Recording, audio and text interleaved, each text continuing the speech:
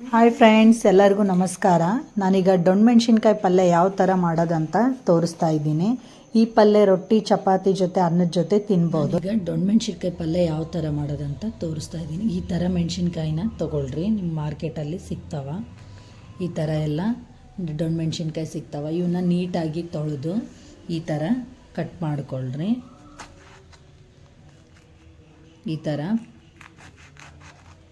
ಇವನ್ನ ಈ ಥರ ನೀಟಾಗಿ ಒಂದ್ರಾಗ 4 ಭಾಗ ಮಾಡಿ ಇಟ್ಕೊಳ್ರಿ. ಅಷ್ಟು ಮೆಣಸಿನ್ಕಾಯಿನ ಇದೇ ಥರ ಮಾಡ್ಕೊಳ್ರಿ. ಈಗ ಎಲ್ಲ ಮೆಣಸಿನ್ಕಾಯಿ ಈ ಥರ ಹೆಚ್ಚಿ ಇಟ್ಕೊಂಡ್ಮೇಲೆ ಈಗ ನಾನೊಂದು ಪ್ಯಾನ್ ಬಿಸಿ ಮಾಡೋಕ್ಕಿಟ್ಟು ನಾನು ಶೇಂಗಾನ ಹುರ್ಕೋತೀನಿ. ಈಗ ನಾನೊಂದು ಬಟ್ಲಷ್ಟು ಶೇಂಗಾ ಬೀಜನ ಹಾಕ್ಕೊಂಡೀನಿ. ಈಗ ಇವನ್ನ ಚೆನ್ನಾಗಿ ಹುರ್ಕೊಳಂಬ್ರಿ. ನಿಮ್ಗೆ ಇನ್ನೂ ಸ್ವಲ್ಪ ಬೇಕು ಅನಿಸಿದ್ರೆ ಬೇಕಂದ್ರೆ ಹಾಕ್ಕೊಳ್ರಿ. ಗ್ರೇವಿ ಜಾಸ್ತಿ ಬೇಕನ್ಸರು ಇನ್ನೂ ಸ್ವಲ್ಪ ಶೇಂಗಾ ಬೀಜನ ಹಾಕ್ರಿ. ನಾನೀಗ ಇನ್ನೊಂದು ಅರ್ಧ ಬಟ್ಲಷ್ಟು ಶೇಂಗಾ ಬೀಜನ ಹಾಕ್ಕೊತೀನಿ. ಈಗ ನಾನು 1.5 ಬಟ್ಲಷ್ಟು ಶೇಂಗಾ ಬೀಜನ ಹಾಕಿ ಈಗ ಚೆನ್ನಾಗಿ ಹುರ್ಕೊಳಂಬ್ರಿ. ಇದನ್ನು ಥರ ಸ್ವಲ್ಪ ಹಸಿ ಸ್ಮೆಲ್ಲು ಹೋಗಂಗೆ ಶೇಂಗಾ ಬೀಜನ ಚೆನ್ನಾಗಿ ಹುರ್ಕೊಳ್ರಿ. ಥರ ಎಲ್ಲ ಸಿಪ್ಪಿ ಕಪ್ಪಾಗಿರ್ಬೇಕು, ಆ ಥರ ಚೆಂದ ಹುರ್ಕೊಂಡ್ರನ್ನ. ಈಗ ನೋಡ್ರಿ ಎಲ್ಲ ಪೂರ್ತಿಯಾಗಿ ಚೆನ್ನಾಗಿ ಫ್ರೈ ಆಗ್ಯಾವ. ಈಗ ಇವನ್ನ ಒಂದು ಪಾತ್ರೆಗೆ ತಗೊಂಡು ಇಟ್ಕೊಂಡ್ಬಿಡಮ್ರಿ. ನಾನೀಗ ಇದೇ ಪಾತ್ರೆಗೆ ನಾನು ಈ ಮೆಣಸಿನ್ಕಾಯಿನ ಹಾಕ್ಕೊಂಡು ಹುರ್ಕೋತೀನಿ. ಇವನು ಸ್ವಲ್ಪ ಹುರ್ಕೊಳಮ್ರಿ. ಇವನು ಸ್ವಲ್ಪ ಎಣ್ಣೆ ಹಾಕಿ ಹುರ್ಕೊಳಂಬ್ರಿ. ಅಂದರೆ ಪಲ್ಯ ಟೇಸ್ಟ್ ಚೆನ್ನಾಗಿ ಬರುತ್ತಾ ಹುರಿದ್ರೆ. ಹಂಗೇನು ಮಾಡ್ತಾರೆ, ಅಷ್ಟೊಂದು ಟೇಸ್ಟ್ ರುಚಿ ಅನಿಸಲ್ಲ. ಅದಕ್ಕಂತಲೇ ಸ್ವಲ್ಪ ಮೆಣಸಿನ್ಕಾಯಿನ ಈ ಥರ ಹುರ್ಕೋಬೇಕು. ಇವನ್ನ ಸ್ವಲ್ಪ ಎಣ್ಣೆ ಹಾಕಿ ಹುರ್ಕೊಳಂಬ್ರಿ.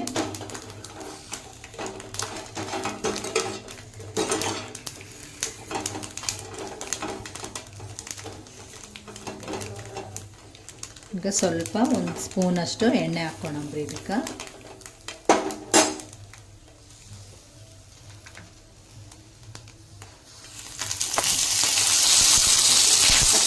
ಸ್ವಲ್ಪ ಜಾಸ್ತಿ ಸ್ಲಿಮ್ಮಲ್ಲಿ ಇಟ್ಕೊಳ್ರಿ.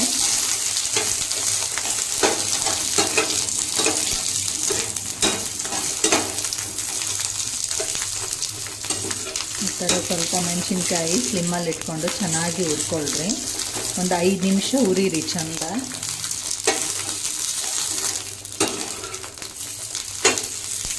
ಎಲ್ಲ ಕಡೆನೂ ಫ್ರೈ ಆಗಿರಬೇಕು ಮೆಣಸಿನ್ಕಾಯಿ, ಆ ಥರ ಹುರ್ಕೊಳ್ರಿ.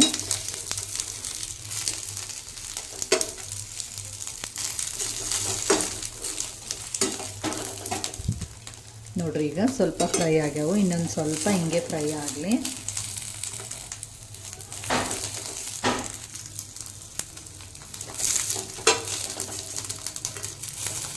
ಸ್ವಲ್ಪ ಈ ಥರ ಎಲ್ಲ ಕಡೆನೂ ಫ್ರೈ ಆಗಂಗೆ ಹುರ್ಕೊಳ್ರಿ.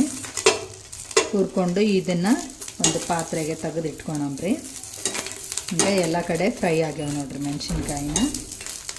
ಈಗ ಇದನ್ನೊಂದು ಪಾತ್ರೆಗೆ ತೆಗೆದು ಇಟ್ಕೊಳಂಬ್ರಿ. ಈಗ ಇದಕ್ಕೆ ಗ್ಯಾಸ್ ಬಂದ್ ಮಾಡಿಬಿಡೋಣ. ಇದು ಬಂದ್ ಮಾಡಿ ಸ್ವಲ್ಪ ಪಾತ್ರೆ ಬಿಸಿ ಇರುತ್ತಲ್ಲ, ಈಗ ಕೈ ಆಡಿಸ್ಕೊಳ್ರಿ.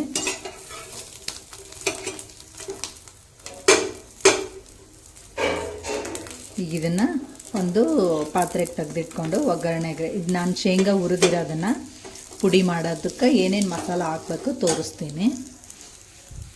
ಈಗ ಈ ಥರ ಸಿಪ್ಪೆ ತೆಗೆದು ಶೇಂಗಾನ ಇಟ್ಕೊಂಡು ಇದನ್ನು 1 ರೌಂಡು ಮಿಕ್ಸಿಗೆ ಹಾಕ್ಕೊಳಂಬ್ರಿ. ಸ್ವಲ್ಪ ಮಿಕ್ಸಿಗೆ ಹಾಕ್ಕೊಂಡು ಆಮೇಲೆ ಅದಕ್ಕೆ ಮಸಾಲ ಹಾಕೋಣ. ಈ ಥರ ಇದನ್ನು ಸ್ವಲ್ಪನೇ ಪೌಡ್ರ್ ಮಾಡ್ಕೊಳ್ರಿ. ಈ ಥರ ಈಗ ಪೌಡ್ರ್ ಮಾಡಿರೋದಕ್ಕೆ ನಾನು ಸ್ವಲ್ಪ ಒಂದು ಅರ್ಧ ಸ್ಪೂನಷ್ಟು ಜೀರಿಗೆ ಹಾಕ್ತೀನಿ. ಒಂದು ಅರ್ಧ ಸ್ಪೂನಷ್ಟು ಜೀರಿಗೆ. ನಿಮ್ಮ ಮನೇಲಿ ಯಾವುದೇ ಸಾಂಬಾರು ಪೌಡ್ರಾದರೂ ಯಾವುದೇ ಮಸಾಲ ಇದ್ದರೆ ಆ ಮಸಾಲಾನ ಸ್ವಲ್ಪ ಹಾಕ್ಕೊಳ್ರಿ. ನಾನೀಗ 1 ಸ್ಪೂನಷ್ಟು ಮಸಾಲ ಪೌಡ್ರ್ ಹಾಕ್ತೀನಿ.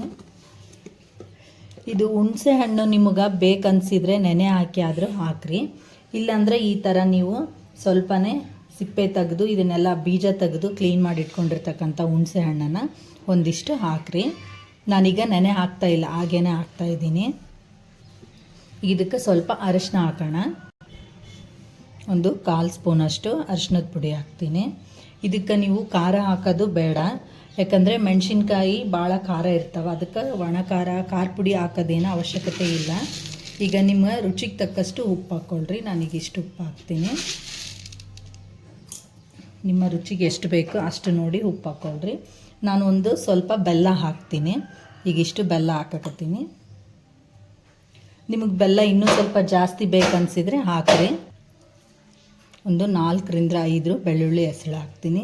ನಿಮ್ಗೆ ಇದಕ್ಕೆ ಹಸಿ ಶುಂಠಿ ಬೇಕಂದರೆ, ಅಲ್ಲ ಬೇಕನ್ಸಿದ್ರೆ ಹಾಕ್ರಿ, ಇಲ್ಲಾಂದರೆ ನೀವು ಬಿಡ್ಬೋದು.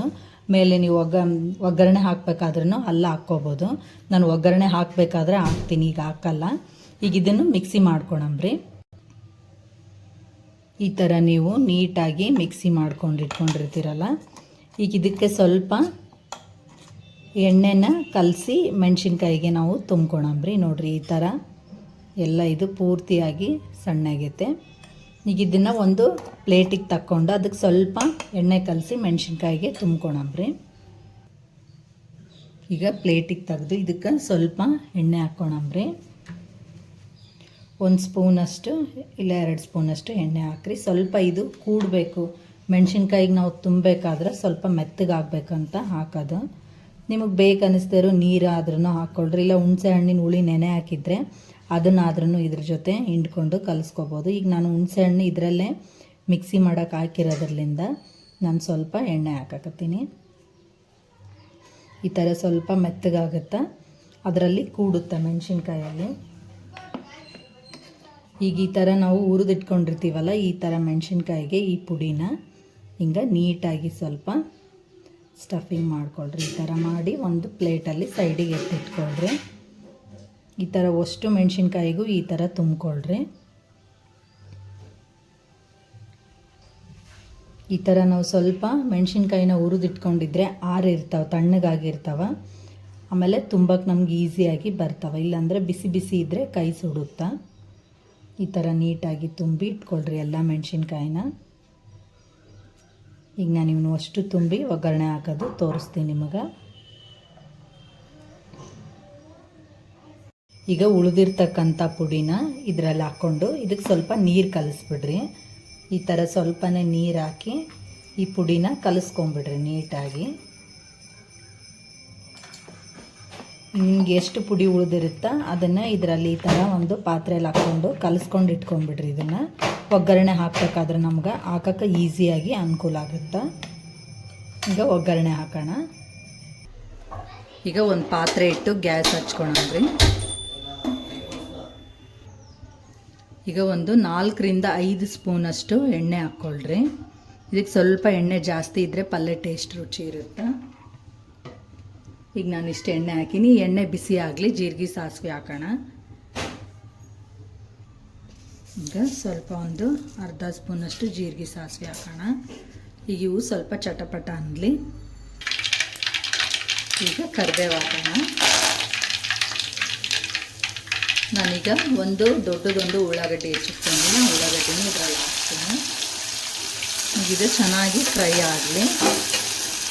ನಾನು ಇದರಲ್ಲೇ ಅಲ್ಲನ ಎರ್ಜಿ ಇಟ್ಕೊಂಡಿದ್ದೆ, ಅದನ್ನು ಈ ಉಳ್ಳಾಗಡ್ಡಿ ಜೊತೆನೇ ಹಾಕಿದ್ದೀನಿ. ಇದು ಚೆನ್ನಾಗಿ ಸ್ವಲ್ಪ ಗೋಲ್ಡನ್ ಕಲರ್ ಬರಲಿ. ಇದು ಚಂದ ಫ್ರೈ ಆಗಲಿ. ಈಗ ಚೆನ್ನಾಗಿ ಫ್ರೈ ಆಗ್ಯಾವ. ನಾನೀಗ ತುಂಬಿರ್ತಕ್ಕಂಥ ಮೆಣಸಿನ್ಕಾಯಿನೆಲ್ಲ ಇದರಲ್ಲಿ ಹಾಕ್ತೀನಿ. ಇದು ಒಂದು ಸ್ವಲ್ಪ ಫ್ರೈ ಆಗಲಿ, 1-2 ನಿಮಿಷ. ಆಮೇಲೆ ನೀರು ಹಾಕೋಣ. ಈಗ ಮೊದಲೇ ನಾವು ಹುರ್ಕೊಂಡಿರ್ತೀವಲ್ಲ, ಹಾಗಾಗಿ ಫ್ರೈ ಆಗಿರ್ತವೆ, ಜಾಸ್ತಿ ಆಗೋ ಅವಶ್ಯಕತೆ ಏನಿರಲ್ಲ. 1-2 ನಿಮಿಷ ಬಿಟ್ಟು ನೀರು ಹಾಕೋಣ.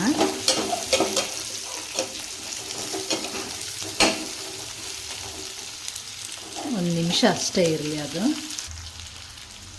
ಈಗ ನಾವು ತೊಳೆದಿರ್ತಕ್ಕಂಥ ಪೌಡ್ರು, ಇದೇನು ಪುಡಿ ಇತ್ತಲ್ಲ ಮಸಾಲದು, ಅದರ ನೀರೆಲ್ಲ ಇದಕ್ಕೆ ಸೇರಿಸೋಣ.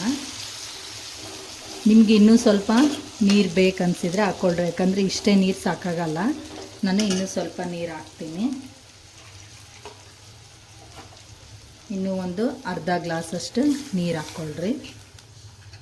ಇದು ಸ್ವಲ್ಪ ಗ್ರೇವಿ ಇದ್ರೂ ನಿಮ್ಗೆ ಅನ್ನದ ಜೊತೆನೂ ಊಟ ಮಾಡೋಕ್ಕೆ ಚೆನ್ನಾಗಿರುತ್ತೆ. ಈಗಿದು ಚಂದ ಕುದೀಲಿ, ಸ್ವಲ್ಪ ಇವು ಮೆಣಸಿನ್ಕಾಯಿ ಎಲ್ಲ ಮೆತ್ತಗಾಗತನ ಕುದೀಲಿ. ಈಗ ಇದನ್ನು ಮುಚ್ಚಿಟ್ಕೊಳಂಬ್ರಿ.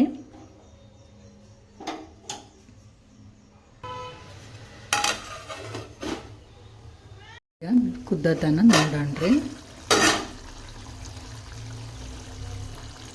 ಈಗ ಈ ಥರ ನೀವು ಒಂದು ಮೆಣಸಿನ್ಕಾಯಿನ ಈ ಥರ ತಗೊಂಡು ಸ್ವಲ್ಪ ಇಸಿಗೆ ನೋಡ್ರಿ. ಈಗ ಪೂರ್ತಿಯಾಗಿ ಕುದ್ದಿದೆ. ಈ ಥರ ಸಿಪ್ಪೆ ಮೆತ್ತಗಾಗಿರಬೇಕು. ಈ ಥರ ಮೆತ್ತಗಾದಾಗ ಕುದ್ದೈತಂತ. ಈಗ ಇದನ್ನು ನೀವು ಸ್ವಲ್ಪ ಈ ಥರ ತಿರ್ಕೊಂಡು ಮೇಲ್ಗಡೆ ಸ್ವಲ್ಪ ಕೊತ್ತಂಬರಿ ಉದುರಿಸಿದ್ರೆ ಪಲ್ಯ ರೆಡಿ ಆಯಿತು ನೋಡ್ರಿ. ಈಗಿದು ರೆಡಿ ಆಗೈತೆ. ಗ್ರೇವಿನೂ ಅಷ್ಟೇನು ಗಟ್ಟಿಯಾಗಿಲ್ಲ, ಅಷ್ಟು ನೀರಿಲ್ಲ, ನಾರ್ಮಲ್ ಅದದಲ್ಲೇ ಐತೆ. ಈಗಿದು ರೆಡಿ ಐತಲ್ಲ, ಈಗ ಇದನ್ನು ನಾನು ಪಲ್ಯ ರೆಡಿ ಆಗೈತೆ. ಈಗ ಗ್ಯಾಸ್ ಬಂದ್ ಮಾಡೋಣ. ಈ ಥರ ಮಾಡ್ಕೊಳ್ರಿ, ಈಸಿಯಾಗಿ ದೊಣ್ಣಮೆಣ್ಸಿನ್ಕಾಯಿ ಪಲ್ಯ ರೆಡಿ ಆಯಿತು. ಈ ದೊಣ್ಣಮೆಣ್ಸಿನ್ಕಾಯಿ ಪಲ್ಯ ವಿಡಿಯೋ ನಿಮ್ಗೆ ಇಷ್ಟ ಆದರೆ ಲೈಕ್ ಮಾಡಿರಿ, ಶೇರ್ ಮಾಡಿರಿ. ಮತ್ತೆ ಮುಂದಿನ ವಿಡಿಯೋದಲ್ಲಿ ಭೇಟಿ ಆಗೋಣ. ಬಾಯ್.